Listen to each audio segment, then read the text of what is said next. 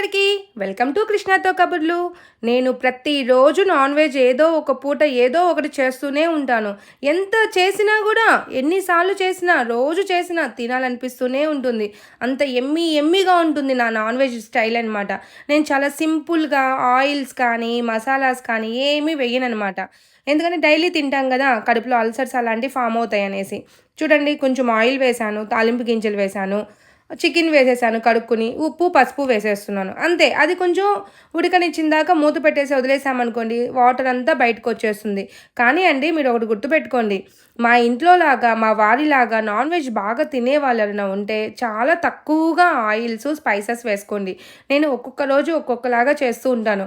ఒకసారి తాలింపు గింజలు వేయను, ఇంకొకసారి తాలింపు గింజలు వేస్తాను. అంటే ఆ కూరల్లోనే డిఫరెంట్‌గా చేస్తూ ఉంటాననమాట.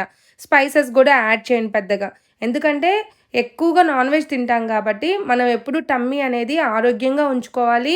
దట్టు ప్రోటీన్ మనకి బాడీకి వెళ్తుంది. మనం రైస్ తక్కువ తింటున్నాము, ప్రోటీన్ ఎక్కువ తింటున్నాం కాబట్టి చాలా లెస్ మసాలా, లెస్ ఉప్పు, కారాలు వేసుకునేయండి. చూడండి, అంతే. నేను వేసిన మసాలా మిక్సీకి వేశాను, దాంట్లో వేసేస్తున్నాను. ఈలోపే మా వారు కర్రీ కూడా తీసుకెళ్ళిపోయి తింటూ ఉంటారు. దీంట్లో ఇంకేం చేస్తాను, కారం వేసేసి కొంచెం వేగిన తర్వాత వాటర్ వేసేస్తాను. ఆ వాటర్ వేసేసి మూత పెట్టేసాను అనుకోండి, దగ్గరికి వచ్చాక ఆయిల్ సపరేట్ అయిపోతుంది. అయిపోయిన తర్వాత దానిపైన కరివేపాకుతో అలా గార్నిష్ చేసుకుంటే మన చికెన్ కర్రీ ఈజీగా రెడీ అయిపోతుంది. Very simple. Daily non veg తినేవాళ్ళు ఇలానే చేసుకుని తినండి. మా వారు చూడండి, ఫస్ట్ ఒకసారి వేసుకెళ్ళిపోయారు, మళ్ళీ నీళ్ళు పోసిన తర్వాత పులుసు కోసం ఆ పులుసు ముక్కలు వేసుకెళ్ళిపోతారు. అంత ఇష్టం మా వారికి నాన్ వెజ్ అంటే, డైలీ తినాల్సిందే.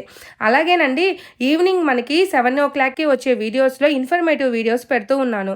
మీకు నచ్చినట్లయితే చూడండి. ఇంకా మీకు ఎలాంటి వీడియోస్ కావాలో నాకు కామెంట్ రూపంలో చెప్పండి. Okay, bye bye.